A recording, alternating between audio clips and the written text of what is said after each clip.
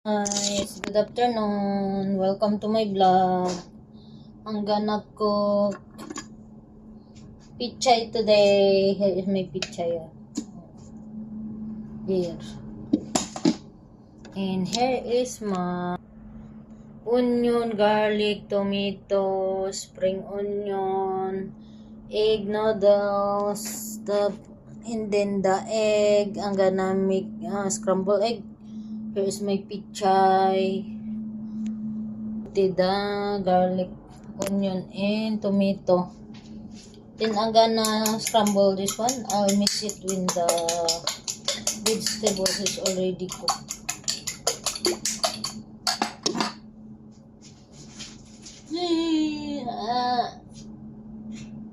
I'm gonna cook a little bit plenty so that I can bring some of the food in my training tomorrow.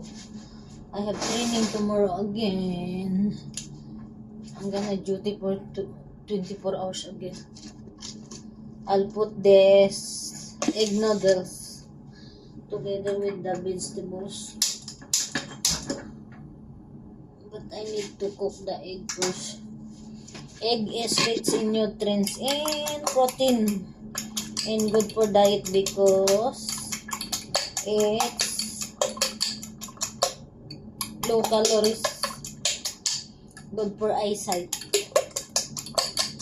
And the pichay is good for digestive system, to boost immune system, good for heart health,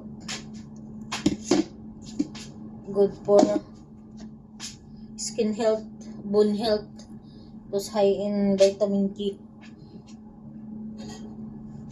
good for muscle, and to help control blood pressure.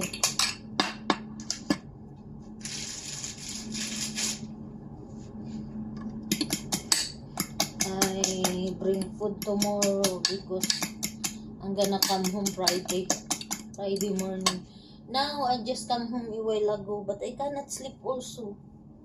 I'll try to lie down in, close my eyes. I cannot sleep because I don't have sleep for 24 hours yesterday, last night.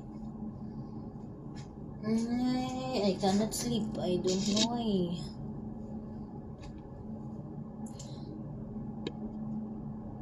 I'm gonna cook yummy vegetables with egg noodles. I don't know what call this vegetable. I just saw it in the YouTube.